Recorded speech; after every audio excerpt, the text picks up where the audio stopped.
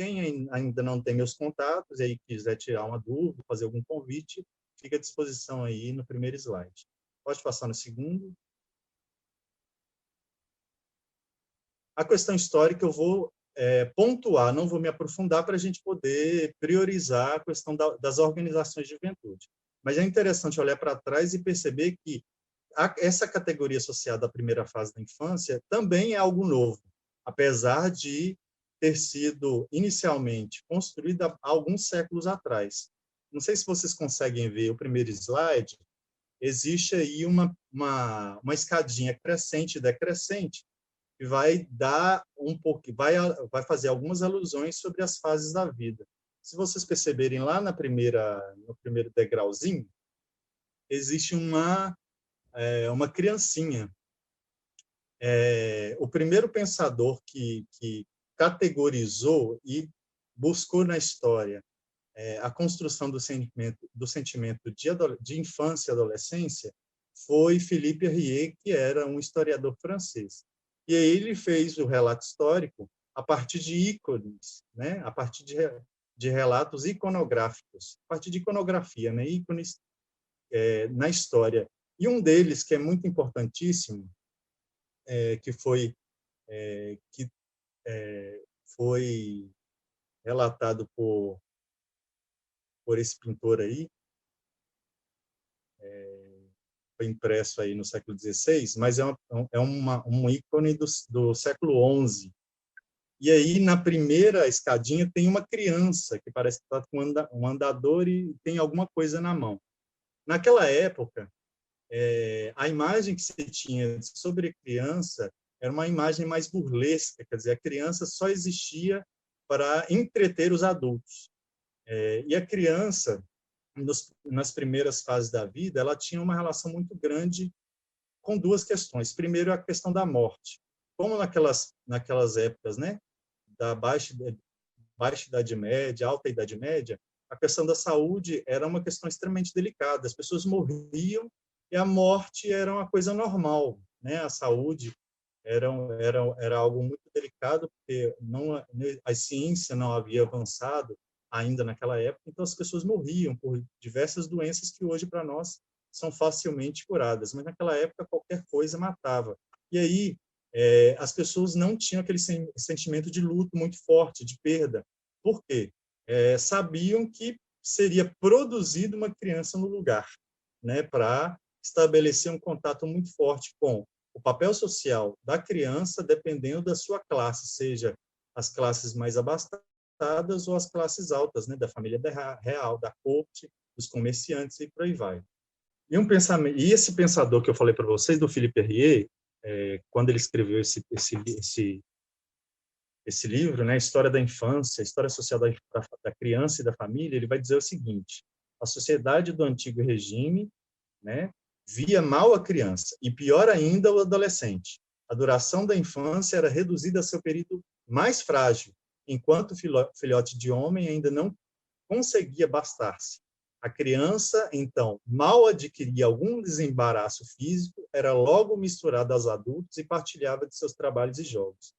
De criancinha pequena, ela se transformava imediatamente em homem jovem, sem perceber, pelas etapas da juventude que talvez fossem praticadas antes da Idade Média e que se tornaram aspectos essenciais das sociedades evoluídas de hoje. É interessantíssimo, né? Essa noção do corpo da criança, dessa fase de entrada já no mundo adulto, lá pelos 6, 5, ou até menos, dependendo da sociedade daquela época, ela fazia uma ruptura e uma negação daquela fase da vida como fase de desenvolvimento.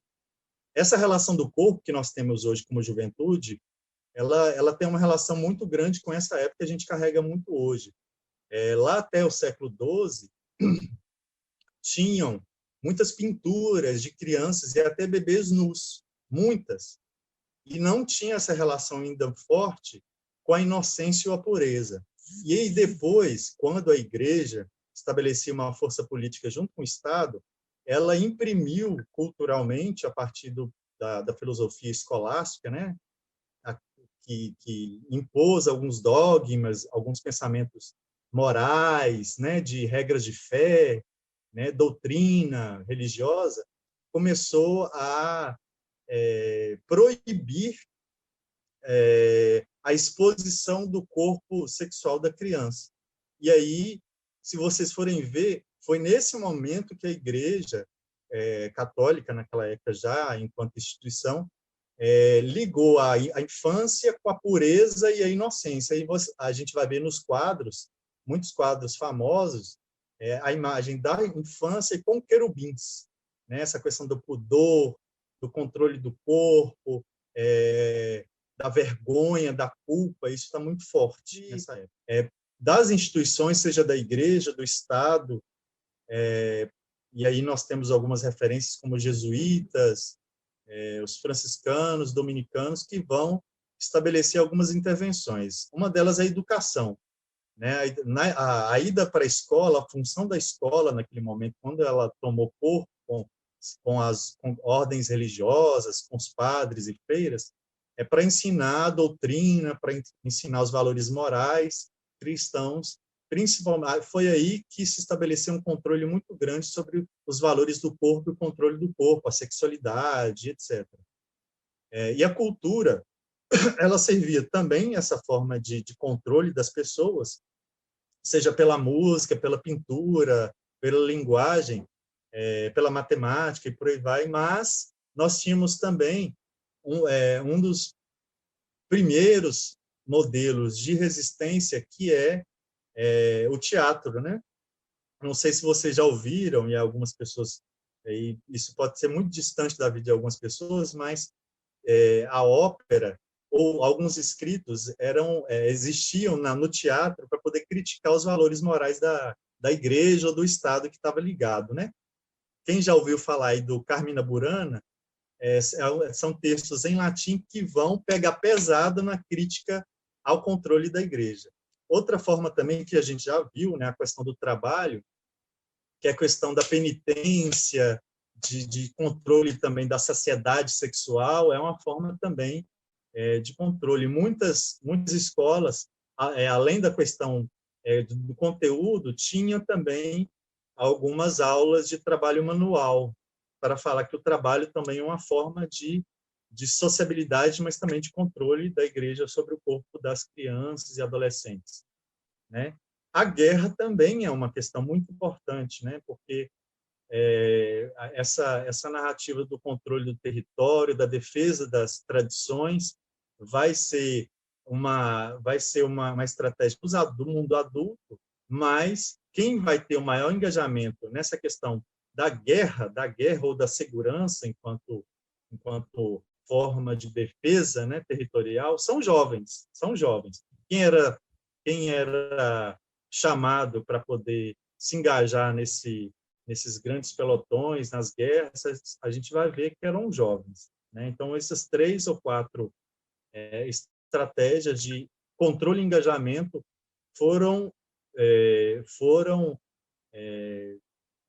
foco de intervenção para o início da invenção da categoria da infância, da adolescência, e a gente vai ver que vai impactar também no modelo de juventude que nós temos. Pode passar? E aí, é interessante, eu vou fazer um pulo na história, né, para a gente poder chegar no tema, é que a gente tem uma participação política muito invisibilizada, né, na história. E aí, primeiramente, existe uma contradição, um erro de aprendizagem que nós temos, porque quando a gente olha na história, a gente só vai olhar a história da Europa. A nossa base de leitura da vida é lá na Europa, né? França, Itália, Alemanha e por aí vai. O Oriente, a gente aprende pouco lá no ensino fundamental ou no ensino médio sobre a história do Oriente, muito pouco, aparece muito pouco sobre os países do Oriente. E mais ainda, é claro que houve uma conquista nos últimos anos, mas ainda existe um silenciamento da história da África, né? Que fala muito sobre a herança colonial própria que o Brasil ainda né, carrega na sua história. E aí a gente vai perceber que, na grande maioria dos movimentos que expressam essa participação política da juventude, seja de qualquer âmbito ideológico, na esquerda, direita, centro, social-democracia, todos eles tiveram um forte engajamento da juventude, seja um engajamento induzido ou seja um engajamento autônomo, né? E aí eu vou falar para vocês alguns que a grande maioria de vocês já conhecem. No fascismo e no nazismo, se a gente for ver a grande maioria dos filmes contando sobre o nazismo, a estratégia de comunicação para fazer engajamento para a defesa desses dois sistemas políticos e econômicos, ditatoriais, foi com a juventude, né? Havia, e a gente viu aí algum tempo atrás esses discursos voltando, mas que lá naquela época ele foi extremamente hegemônico para fazer a defesa. Então, quem fazia engajamento, quem teve maior engajamento no nazismo e no fascismo, né, da Itália e da Alemanha, foram a juventude, né? Ao mesmo tempo que na antiga União Soviética, para fazer defesa do discurso de revolução, seja socialista ou comunista, o grande número de adeptos a essa narrativa ecopolítica foi também de juventude. Eu lembro que eu li uma carta de Lenin para o primeiro encontro internacional da juventude socialista. E ele é bem denso, bem interessante, e vai ver essa discussão que esse grupo, nessa época, tinha em relação a esse público, né? Interessante que nos dois existe um engajamento muito grande, né? Isso já no século XVIII, XIX e XX. Movimento queer, que hoje na América Latina é mais conhecido como movimento LGBT, mas ele tem uma elaboração muito mais antiga na Europa e nos Estados Unidos, né? Lá eles têm mais avançado sobre as noções do movimento queer, que fala todas essas questões de concepção da identidade de gênero, mais volúvel, mais volátil, e que faz parte da concepção de corpo e que vai superar esse controle e a herança do controle religioso sobre as noções que nós temos sobre o corpo, mas que na América Latina é novo, né? Quando eu falo América Latina, porque os Estados Unidos já têm uma maior elaboração teórica e de movimento popular sobre o movimento queer. Na América Latina, a gente ainda tem essa discussão mais compartimentada, né? De cada LGBT, quer dizer, existe uma defesa de cada caixinha. Então, é interessante pensar que, mesmo no movimento queer da Europa, nos Estados Unidos e também no movimento LGBT no Brasil e na América Latina, o grupo que teve maior participação é de juventude. E aí, alguns outros, interessantíssimos, seja na Europa, nos Estados Unidos e no Brasil, teve uma participação muito grande na arte, na cultura e também no mundo do trabalho e no mundo acadêmico, que todo mundo deve lembrar aqui, aquela frase, né, sexo, drogas e rock and roll, né, que fazia uma crítica mais moral da vida, né, dos valores. Tem o movimento operário, isso inicialmente também na Europa, com a participação muito grande sobre essa questão de crítica ao modelo econômico e às relações de trabalho. Quem fazia parte, hegemonizava a construção dos sindicatos, né, operários, eram de juventude. O movimento hip-hop nos Estados Unidos fazia crítica a essa relação do Estado com as periferias, e, é claro, a questão racial ela estava ligada muito fortemente a esse movimento, né? E aí a forma de contestação que eles tinham é de auto-organização. E aí a intervenção é através da cultura, né? E aí o movimento hip-hop, com todas as suas vertentes, né, vão se organizar para poder afirmar a questão do território, que era o Brooklyn, né, que a gente vê aí, inclusive, em algumas séries, e que vai produzir um movimento que foi globalizado, né? Em todo mundo existem pessoas que produzem o hip hop. Claro, levando em conta as contradições, né? Não, algumas pessoas se apoderam do discurso da estratégia do movimento hip hop.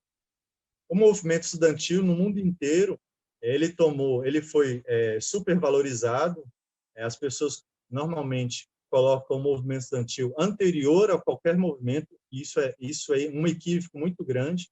Vários movimentos de participação política foram iguais ou maiores na participação política e na intervenção política dos países, né? E outra coisa, a questão da participação política dos partidos. Foi um ganho político que não se deu somente na época das ditaduras em qualquer país.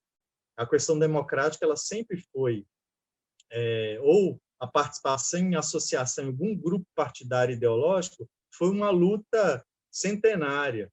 E o estabelecimento de partidos políticos foi um ganho, ela não estava desligada às questões de participação política. Hoje as pessoas negam, né, o partido político, como se fosse um demônio, né? Isso a gente pode, inclusive, depois discutir isso mais profundamente. Mas a partidarização da participação política era algo fala, sem uma possível desassociação. Não podia separar a participação política de partido político, porque o partido político era uma ferramenta da participação política para muitos jovens, seja do século XVIII ao século XX, né, quando muitos partidos foram criados no Brasil. Eu falava para as outras turmas que há muitas revoluções no Brasil, como o próximo ponto aí no slide, foram minimizadas, né? Mas houve muitas revoluções, ou pequenas revoluções, não no sentido de importância, mas pelo tamanho em vários lugares, e compreendendo que a história do Brasil ela foi uma pacificação imposta, né? O Brasil se distanciou da metrópole Portugal de forma imposta, da mesma forma foi criada a República de forma imposta para todo mundo, não foi uma conquista, foi uma imposição abaixo de muito sangue, né, dos povos, e a partir de muita luta também, né?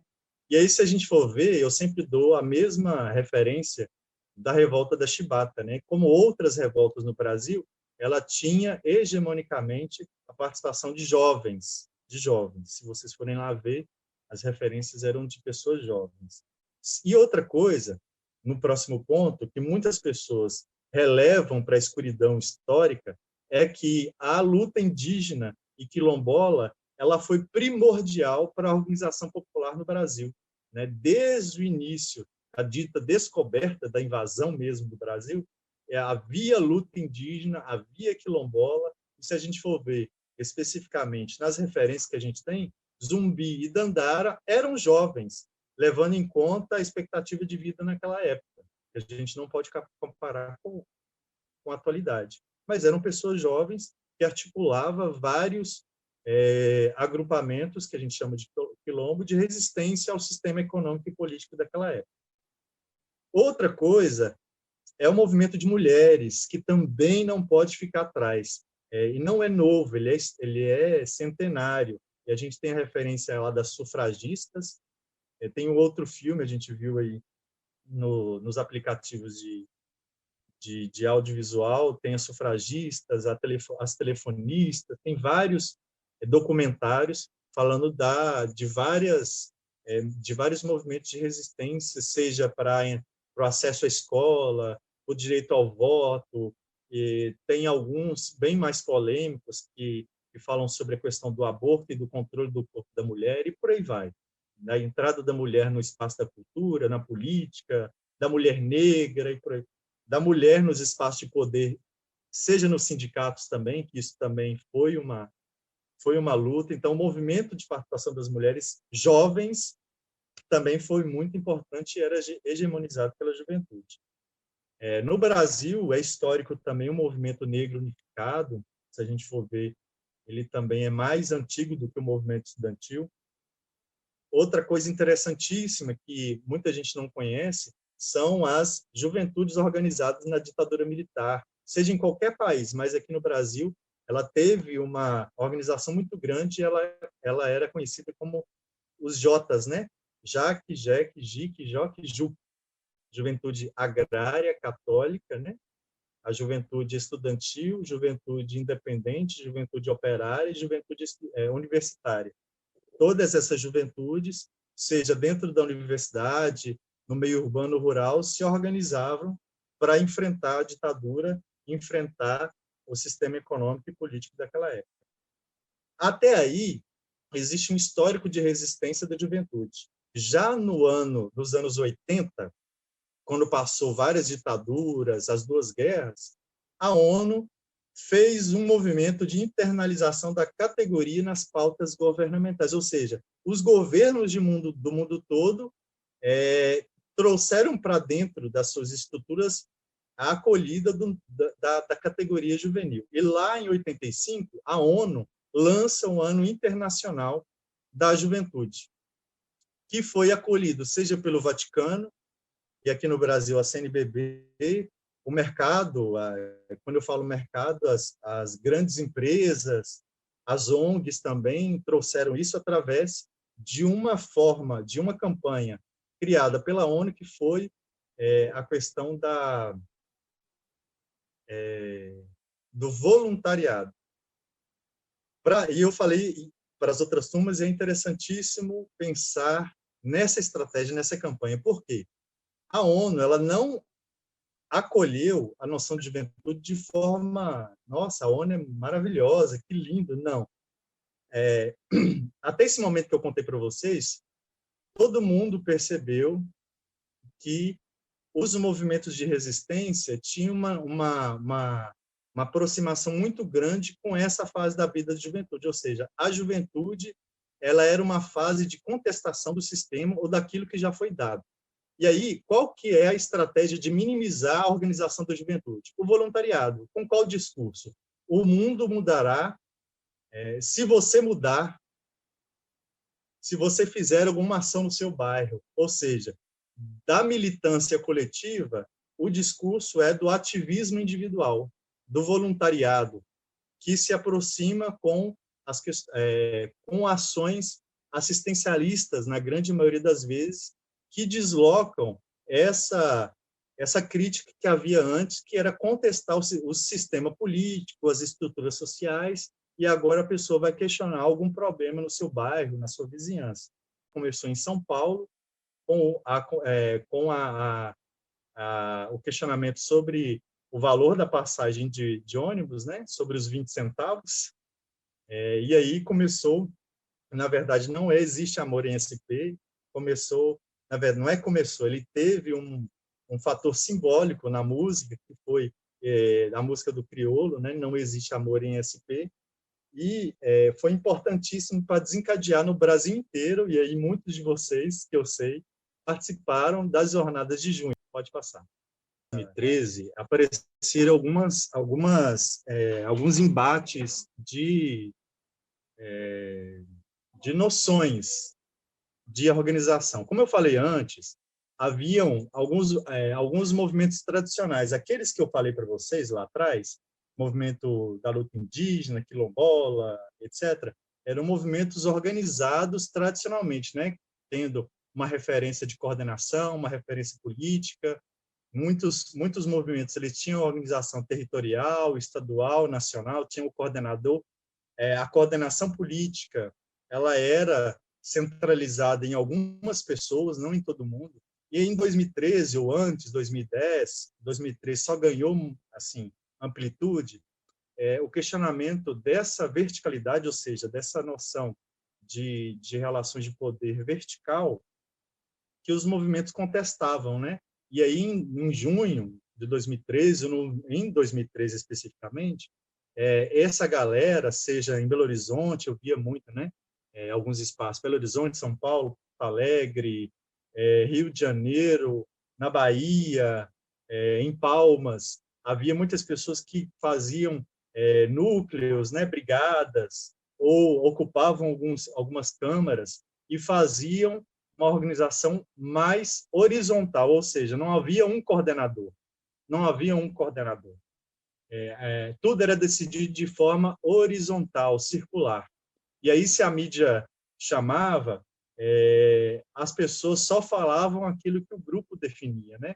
Então, eram decisões horizontais, todas as estratégias de intervenção de rua eram decididas nessas brigadas, nesses núcleos, e foi daí que começou, ou que foi assim mais fortalecido, a ideia de coletividade, ou seja, foram formados muitos coletivos em nível nacional. Tinha alguns que se encontravam em alguns estados, mas aí a partir daí ganhou, foi nacionalizado e ganhou amplitude, né? Não sei se você já ouviu falar do Mídia Ninja, que é um pouco da expressão do que foi São Paulo, né? Que é a nossa grande metrópole. E nesse momento também, em 2013, ganha-se um pouco de notoriedade a questão do uso das redes sociais, né, ou do audiovisual, por assim dizer. As pessoas mobilizavam para as ruas ou para algum tipo de ato, atividade, algum tipo de evento a partir de vídeo ou de áudio e usando a plataforma do Facebook para mobilizar e para garantir um debate político, né?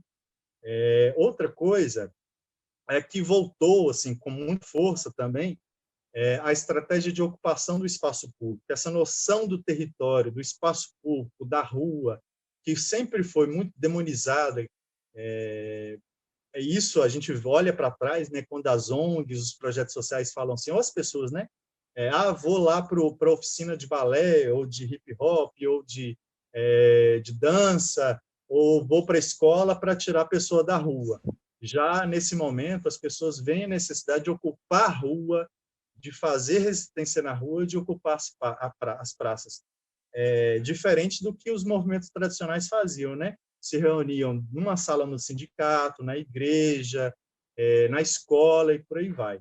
A outra coisa é que, da mesma forma como foi usada na ditadura, a cultura também volta como uma estratégia de força política. As pessoas começam a fazer debate político a partir da narrativa cultural, da organização cultural, das pautas culturais, né? E vem a música, o movimento hip hop vem com muita força. A gente tem uma figura, eu sempre falo dessa figura, que é o Criolo. Tem outras grandes figuras que nasceram, que ganharam notoriedade no Brasil inteiro, mas a cultura volta como uma ferramenta de participação política muito forte. E a gente vê que a juventude brasileira começou a ganhar ou se organizar ou se reorganizar, né? A superar aquela forma de organização tradicional. Pode passar?